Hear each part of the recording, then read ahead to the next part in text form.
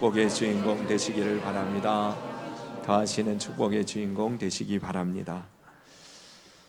여러분들의 인생이 형통케 되기를 주님의 이름으로 축원합니다. 오늘 이 시간 말씀을 통해서 은혜를 받되 형통한 삶이 무엇인지, 또 그 형통한 삶을 어떻게 살아가게 되어지는지 깨닫고 그 복된 자리로 나아가는 여러분 모두가 되시기를 바랍니다. 먼저 여러분들이 아셔야 할 것이 있는데요, 그것은 바로 하나님은 우리의 인생을 형통케 하시는 분이시다 라는 사실입니다. 우리가 하나님을 믿고 의지하고 우리의 삶을 그분께 의탁할 수 있는 이유가 되기도 하죠. 여러분, 하나님은 우리를 형통케 하시는 분이심을 믿으시기를 바랍니다. 신명기 29장에 보면 그런즉 너희는 이 언약의 말씀을 지켜 행하라. 그리하면 너희가 하는 모든 일이 형통하리로다 그랬어요. 또 여호수아서 1장 7절에 보면 하나님께서 두려움 가운데 빠져 있었던 이 여호수아, 모세의 뒤를 이어 후계자로서 민족의 지도자로 부름을 받았던 여호수아에게 오직 강하고 극히 담대하여 나의 종 모세가 내가 내게 명령한 그 율법을 다 지켜 행하고 우로나 좌로나 치우치지 말라. 그리하면 어디로 가든지 형통하리니 그랬습니다.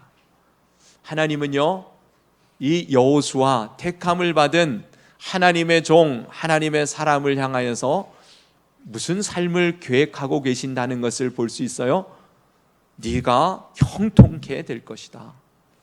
여러분, 하나님의 부르심 가운데에는 하나님의 선하신 계획이 있는 줄로 믿습니다.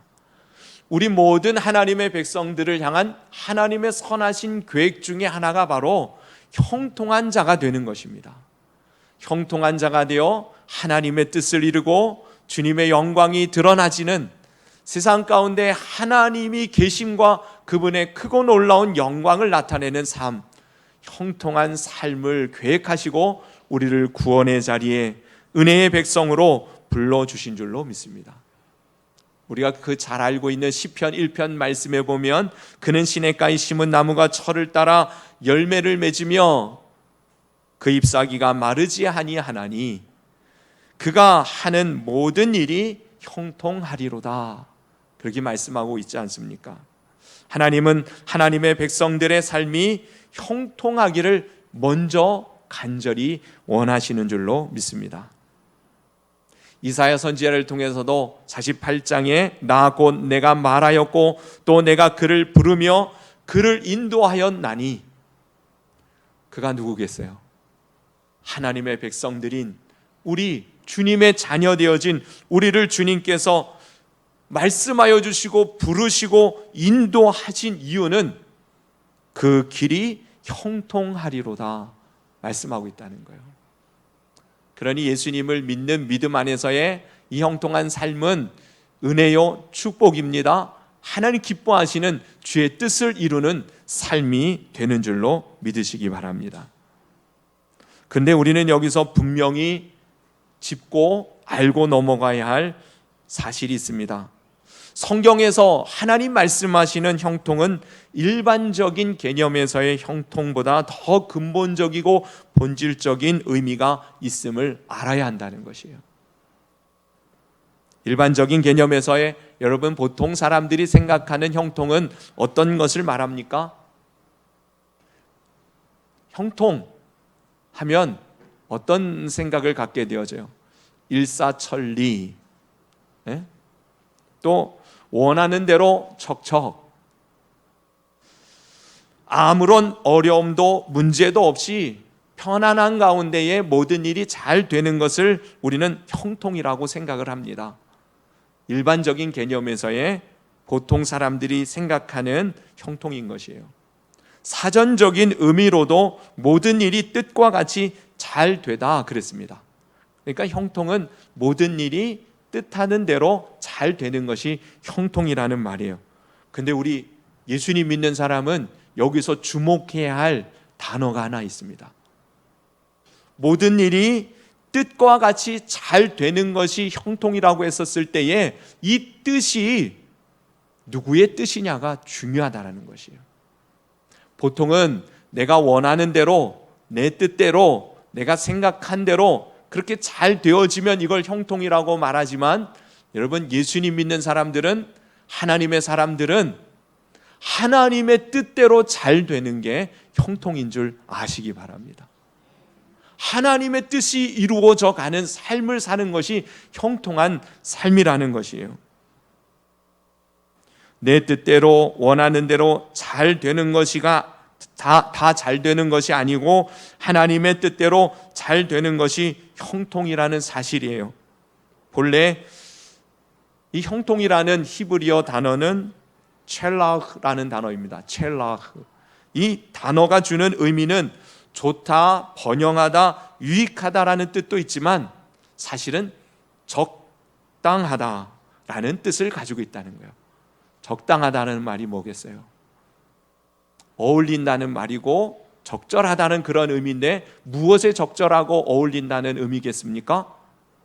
하나님의 뜻에 적당한 일들을 이루어 가는 것이 바로 형통한 삶이라는 것입니다. 오늘 본문은 다니엘을 그 형통의 주인공으로 소개하고 있습니다. 다니엘은 형통한 삶을 살았다라고 말씀하고 있는데요. 여러분, 사실 성경에 형통한 사람 하면 제일 먼저 떠오르는 인물이 다니엘보다 먼저 떠오르는 인물이 있죠. 누구예요? 형통한 사람.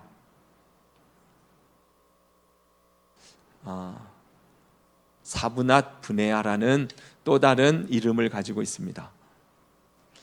하나님의 영에 감동된 사람이요 비밀한 것을 열어 보이는 자라는 뜻의 이름을 가졌던 이 사람은 꿈꾸는 사람으로 유명하죠. 그래도 모르겠어요? 요셉입니다. 요셉은 성경에 보니까 형통한 자다라는 말씀으로 그의 인생을 정리하고 있어요. 창세기 39장에 보면 그는 형통한 자가 되어서 그 주인이 하는 모든 일에 그 주인의 집에 이로움을 주는, 그래서 모든 사람들이 저를 볼 때마다 저는 형통한 사람이다 라고 인정할 만큼의 삶을 살아갔던 사람이 요셉이었습니다. 그가 감옥에 갇혔을 때에도 마찬가지죠.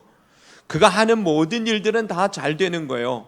그래서 감옥의 간수장이 그 모든 것을, 이 죄수였지만 그에게 다 맡겨 모든 일들을 주관하게 할 수 있을 만큼 그러한 형통한 자로 인정받은 사람이 바로 요셉이었습니다. 그러니 다니엘 이전에 이미 하나님의 사람으로서 요셉은 형통한 자로 인정받은 사람이었음이 분명한데요, 조금 전에 얘기했지만 그가 어느 곳에서 형통한 자라고 인정을 받았어요? 노예로 있을 때에, 감옥에 갇혔을 때에. 그가 형통한 자로 인정을 받는 사실 삶의 현장은 어디였냐면, 형들에 의하여 인신매매 당하여서 노예로 팔려간 그 자리에서 형통한 자가 되어졌어요. 그는 억울하게도 죄의 누명을 쓰고 본인이 죄를 지는 것도 아닌데도 불구하고 감옥에 갇혀서 그 싸늘한 감옥 바닥에서 정말 힘들고 어두운 삶의 지경을 건너야 하는 그 순간에 형통한 자가 되어졌다라고 말씀하고 있습니다. 일반적인 의미에서 그의 삶이 이게 어찌 형통한 자의 삶이라고 말할 수 있겠어요? 형들에게 미움을 받고 노예로 팔려간 것도 한탄스러운데, 거기서 좀 잘 되는가 싶었는데 또 죄를 지은 죄수로 오해를 받고 감옥에 갇히고 말이에요. 형통하기는커녕 이렇게 안 풀리고 답답하고 막히고 꼬이는 인생이 어디에 있겠는가 싶은 것이에요. 그런데도 불구하고 성경은 고집스럽게 그는 형통한 자가 되었다라고 말씀하고 있다는 것이에요. 왜 그럴까요? 그가 노예로 끌려가지 않았다면, 그가 죄인으로 감옥에 가지 않았다면 사실 그는 애굽의 총리가 될 수 없었고 하나님의 뜻하신 이스라엘 민족을 구원하시고자 계획하신 하나님의 섭리를 이룰 수 없었기 때문이라는 것이에요. 형통한 삶의 기준은 지금 내가 잘 먹고 잘 살고 편안하고 그게 형통한 게 아니고 하나님의 뜻이 나를 통해서 이루어지는 삶을 살고 있는 그 현장이 바로 형통함이라고 말씀하고 있다는 것입니다. 그러니 여러분, 지금 보여지는 것, 지금 내 앞에 맞닥뜨린 것, 그러한 현실, 당장 느끼는 고통과 고난과 어려움의 문제들이 있다고 할지라도 그것이 여러분 전부 불통이고 저주와 불행이 아님을 아시기를 바랍니다. 적어도 믿음 안에 하나님의 뜻을 구하며 주님의 백성으로 살아가고 있는 이상 여러분, 주님은 우리의 삶을 형통하게 바꾸시고 인도하시는 그런 하나님의 은혜 가운데 내 인생이 있음을 믿으시기를 바랍니다. 그러니 중요한 것이 뭐예요? 모든 상황 속에서 주님과 함께 하고 있느냐 그렇지 않느냐가 중요하다는 것이에요. 모든 상황 속에서 애굽의 총리로 있을 때에나 저 지하 감옥의 죄수로 붙들려 있을 때에나 어디에 있든지 무슨 상황 속에서도 어떤 현실 가운데서도 주님과 지금 내가 함께 하고 있느냐 그렇지 않느냐가 관건이라는 것이에요. 만약에 지금 눈물을 흘리고 정말 가슴이 답답하고 어찌해야 할 바를 알지 못하는 상황 가운데에 놓여져 있다고 할지라도 여러분들이 주님과 함께 하고 있다면 그 자리는 형통의 자리인 것을 아시기를 바랍니다. 문제는 뭐예요? 주님과 함께 가지 않고 있는 것이 문제일 뿐입니다. 애굽의 총리가 된 것이 그 결과로서 형통한 자로 인정을 받은 것이 아니라는 사실이에요. 사실 이미 그는 노예일 때, 죄수일 때에 형통한 자가 된 것이에요. 그리고는 하나님께서 주의 뜻을 이루기 위하여 애굽의 총리의 자리에 이르게 하셨을 뿐입니다. 항상 하나님이 저와 함께 하심을 저는 놓치지 않았던 것입니다. 주님과 함께 주의 뜻을 분별하며 주님과 동행하는 삶을 사는 자, 그가 바로 형통한 자인 줄로 믿습니다. 그러니 여러분, 주님과 함께하고 있다면 역경과 고난과 아픔과 어려움의 문제도 여러분 의미가 있음을 기대하시기를 바랍니다. 그러나 지금 아무리 좋고 즐겁고 편안해도 여러분들이 주님을 잊어버린 채 주님과 함께하는 삶을 살지 않는다면 여러분 형통한 삶이 아님을 깨닫게 되기를 바랍니다. 오늘 본문의 다니엘은 그런 삶을 통해서 형통한 삶을 살았던 또 다른 증인의 모습을 보여주고 있는 것이죠. 28절에 보면 이 다니엘이 다리오 왕의 시대와 바사 사람 고레스 왕의 시대에 형통하였더라 그랬습니다. 한마디로 그의 인생이 어땠다는 거예요? 언제나 주님이 저와 함께 하셨고 저는 주님과 동행하는 가운데에 시대가 바뀌고 정권이 나라가 변하여도 주님 앞에서 주님과 함께 주의 뜻을 이루는 인생이 되어졌음을 말씀하고 있습니다. 그의 인생이 얼마나 위대한지, 얼마나 대단한 통찰력과 지혜와 명철을 가지고 있었든지 다리오 왕의 시대뿐만 아니라 바사 사람 그 고레스 왕의 시대까지 그는 두루 등용이 되어져 쓰임받는 사람이 되었어요. 전에도 얘기했습니다마는 여러분, 이 다니엘이 소년일 때에 바벨론에 포로로 끌려옵니다. 그때가 느부갓네살 왕 때였고요. 느부갓네살 왕의 뒤를 이어서 벨사살 왕이, 그리고는 메대의 다리오 왕이, 그리고는 또다시 나라가 바뀌어서 이 바사 페르시아의 고레스 왕이 나라를 다스리고 있을 때까지 다니엘은요, 정권이 바뀌어도 지난 정권의 사람들 다 추풍낙엽처럼 떨어지는 게 이 세상 이치 아닙니까? 우리나라에서 펼쳐지고 있는 지금의 모든 모습들도 사실 그 중에 하나이기도 하고요.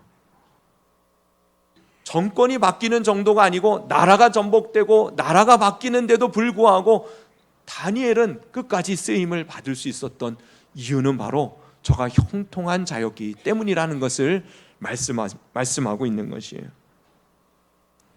하나님이 함께 하시는 사람은 이 모든 것이 가능케 되어짐을 믿습니다. 여러분들도 언제나 하나님과 동행하는 형통한 삶의 주인공이 되시기를 바랍니다. 그러기 위해선 다니엘이 어떻게 주님과 함께하는 삶을 살았습니까? 요셉이 어떻게 주님과 함께하는 삶을 살았습니까? 여호수아가 어떻게 주님과 함께하는 삶을 살았습니까? 첫째는요, 하나님의 말씀을 붙들고 사는 것이었어요. 처음에 제가 주님께서 형통하게 되리라 하시는 말씀을 여러 성경 구절을 통해서 여러분들에게 소개할 때마다 먼저 전제되어지는 조건이 있었으니 그게 뭐예요?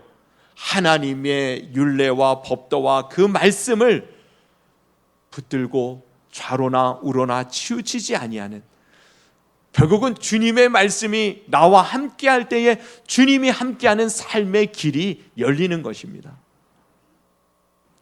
우리는 우리의 생각, 우리의 경험과 우리가 가지고 있는 지식과 정보들, 여러분 그것이 우리의 삶의 방향을 결정해서는 안 됩니다. 하나님의 말씀이 내 마음에, 내 생각에 언제나 중심되어 줄 수 있을 때에 그 말씀 가운데 함께 하시는 하나님의 은혜가 형통한 삶을 맛보도록 역사하시고 이끌어 주시는 줄로 믿습니다. 그리고 오늘 정말 강조하고 싶은 것이 있는데요, 두 번째, 그것은 바로 하나님과 함께하는 삶, 구체적인 우리의 믿음의 삶에는요 반드시 기도가 따른다는 사실을 기억하시기를 바랍니다. 다니엘은 하나님과 함께 하시는 삶을 기도를 통해서 누렸던 것입니다. 다니엘이 얼마나 대단하여 왕에게 특별한 신임을 받고 그렇게 모든 사람들에게 인정받으니 정적들이 생기는 거예요. 시기하고 질투하는. 그래서 어떻게 해서든지 다니엘을 죽이고자 음모를 꾸미죠. 그리고는 그 다리오 왕 아닌 그 어떠한 왕이나 신 앞에 기도를 하거나 무릎을 꿇거나 그런 일들을 행하면 사자굴에 집어넣자고 그런 제안을 합니다. 왕권을 확립하는 아주 중요한 기회로 삼으십시다. 그리고 다니엘의 정적들이 왕을 구워 삶아서 조서를 내립니다. 뭐라고요? 이제는 누구에게도 절하거나 기도하거나 그런 일을 금해라. 만약에 발각되어지는 순간 사자굴에 집어넣겠다. 이 조서가 온 나라에 공포되었습니다. 근데 여러분 아시는 것처럼 다니엘은 전에 하던 대로 예루살렘을 향하여 열린 창을 두고 저가요 하나님 앞에 기도하기를 멈추지 않습니다. 기도하며 하나님 앞에 감사하였더라. 이유는 뭐예요? 생명을 부재하는 것, 생명을 유지하는 것보다 더 중요한 것은 진정한 나의 생명 되시는 주님과 함께 오늘을 살아가는 것이 저에게는 더 소중하게 여겨졌던 것입니다. 여러분, 많은 경우에 우리의 신앙에 있어서 가치가 육신의 것 때문에 헷갈리고 그래서 온전한 것을 놓치게 되어지는 참으로 안타깝고 어리석은 모습을 보게 되어집니다. 여러분, 육신의 생명조차도 하나님이 주시는 생명보다 더 귀할 수는 없는 것이죠. 육신의 생명은 육신이 더 이상 사용되어질 수 없을 만큼 망가져 버리면 끝나는 거예요. 하나님이 주시는 생명은 영원히 변치 않는 영원한 생명이 되어지는 줄로 믿으십시오. 그러니 하나님이 주시는 것으로 우선순위 삼을 수 있는 자가 하나님과 함께하는 영원한 영생의 복락을 누리게 되어지는 것입니다. 조서에 어인이 찍힌 것을 알고도 저가 기도하는 이유는 바로 그것이에요. 죽음의 자리에서도 주님 함께하는 삶이라면 그곳에서도 생명이 있음을 믿는 것입니다. 다니엘은 그래서요, 하나님과 함께하는 기도의 이 삶을 그 어떤 것과도 바꿀 수 없는 거예요. 생명조차도 말이에요. 제가 늘 얘기하죠. 천국은 왜 천국이라고요? 모든 조건과 여건과 환경이 좋아서 천국이 아니고, 지옥은 왜 지옥이라고요? 정말 지옥같이 살 수 없어서 지옥이 아니고, 천국은 하나님이 계시고 하나님이 다스리시고 하나님이 통치하시는 곳이 천국이고, 지옥은 하나님이 없는 곳이 지옥이 되는 것은 당연한 것이에요. 이 땅에서도 천국을 맛보는 사람은요, 하나님이 함께 하심을 경험하는 삶을 사는 것이에요. 그것은 여러분 무엇으로 가능하다고요? 주님의 이름을 불러야 됩니다.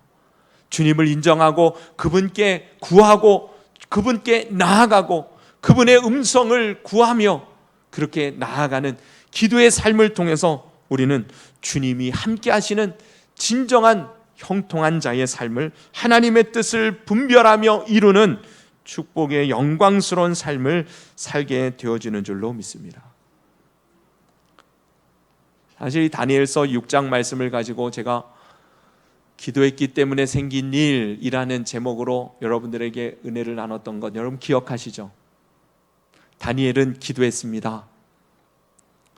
어느 때에도, 죽음이 눈앞에 있을 때에도 기도했어요. 그럼 보통 사람들이 기도했으니까 무슨 일이 벌어질 거라고 생각합니까? 사자굴에 들어가는 일은 없을 거야. 내가 기도했는데 하나님이 어떤 방법으로도 사자굴에 들어가는 것만큼은 막아주실 거야. 보통 사람들은 그렇게 생각하죠. 우리가 기도를 하고는 그것을 기대하고 그것을 바라는 거예요. 그러나 여러분 보세요. 다니엘은 기도했기 때문에, 기도 안 했으면 사실은 사자굴에 들어갈 필요도 없는데 기도했기 때문에 사자굴에 들어가요. 그럼 기도 안 하는 게 좋은 거예요? 기도하는 게 좋은 거예요? 잘 분간이 안 되세요? 기도했기 때문에 사자굴에 들어가요. 다니엘은. 기도하는 게 좋은 거예요? 기도 안 하는 게 좋은 거예요?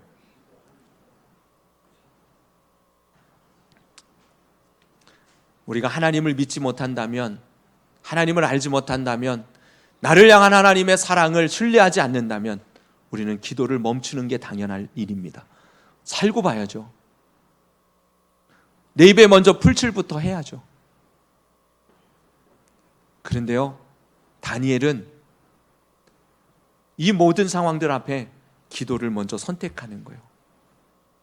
근데 기도했기 때문에 사자들이 다니엘이 들어가기 전에 갑자기 죽어버린다든지, 왕의 마음이 갑자기 바뀌어서 그래도 다니엘은 살려줘라 그런다든지, 그럴 줄 알았는데 그게 아니에요.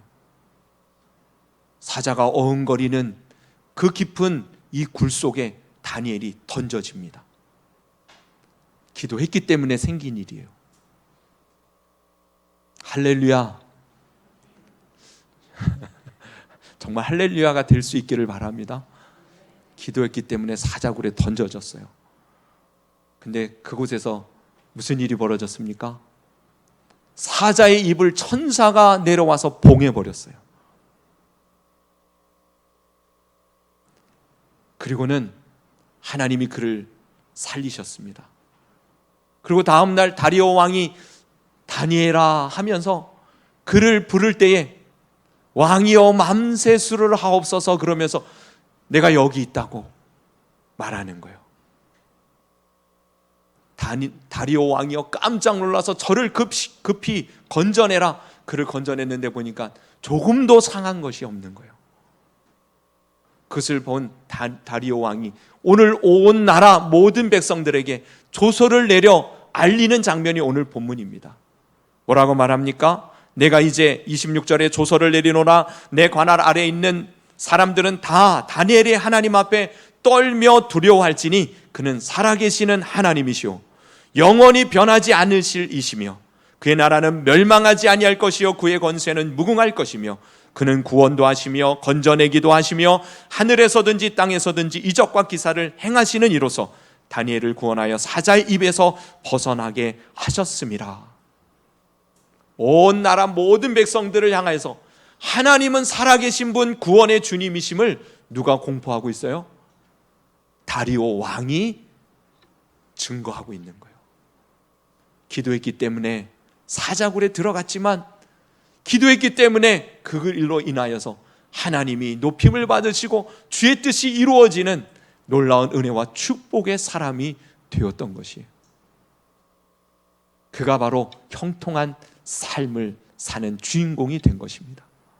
저와 여러분, 하나님은 오늘도 이 다니엘의 형통한 자의 삶에 동일하게 초청하고 계심을 믿습니다. 말씀을 통해서 여러분들을 부르실 때에 하나님 앞에 믿음으로 반응하시고 결단하시기를 바랍니다. 내 인생 주님과 동행하는 형통한 삶을 주님 허락하셨음을 믿고 이루기를 원합니다. 내 뜻이 잘 이루어지는 게 아니라 하나님의 뜻이 잘 이루어지는 삶을 살아가기를 원합니다. 그러니 기도의 삶을 결단하시고 주님과 함께 동행하는 이 은혜의 삶 속에서 무슨 일을 만나든지 그것이 오히려 하나님의 영광을 드러내는 형통한 축복의 기회가 되어주도록 역사하시는 주의 은혜를 누리게 되기를 주님의 이름으로 축원합니다. 기도드리겠습니다. 이 시간 주신 말씀을 붙들고 여러분 각자 하나님 앞에 기도하며 나가시기를 바랍니다. 먼저 여러분 기억하십시오. 하나님은 여러분들이 형통한 자가 되기를 원하십니다. 내 삶이 왜 이렇게 힘들고 버겁고 막혀있고 답답한지, 그러나 여러분 뭔가 잘 된 것이 형통한 것이 아니라 그랬어요. 지금 그 상황 속에서도 내가 주님과 함께하고 있는가, 그것이 형통한 삶이라 그랬어요. 우리 자신의 삶의 태도와 우리의 신앙을 이 시간 말씀 앞에 비추어 보십시다. 그리고 다시금 회복하십시다. 어느 자리에 어떤 상황에서도 주님의 이름을 부르며 주님 나와 함께 하심을 느낄 수 있도록 성령님께서 은혜를 더하여 주옵소서. 그래서 결국은 하나님의 뜻이 무엇인지 깨닫고 주님의 뜻을 이루는데 능하게 쓰임받는 형통한 축복의 주인공으로 주님의 영광을 나타내는 우리의 삶이 되게 해 주옵소서. 주님 앞에 여러분 각자 그렇게 믿음으로 구하며 나가시기를 바랍니다. 기도드리겠습니다.